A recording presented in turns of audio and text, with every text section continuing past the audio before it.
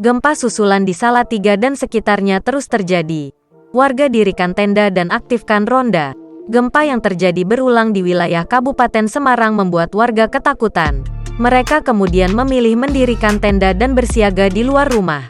Ketua RT 5 RW 5 lingkungan Pojoksari Kecamatan Ambarawa Kabupaten Semarang Yunawan Putranto mengatakan, ada 5 tenda yang didirikan di jalan kampung. Yunawan mengatakan, tenda tersebut sebelumnya diperuntukkan untuk penanganan COVID-19. Namun saat ini dipasang karena gempa susulan terus terjadi.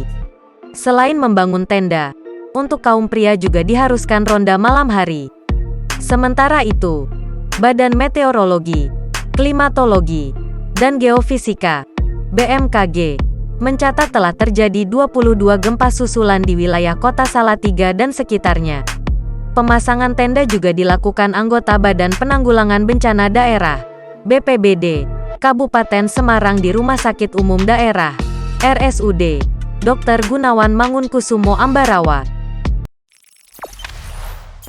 Jangan lupa subscribe, share, komen, dan like ya.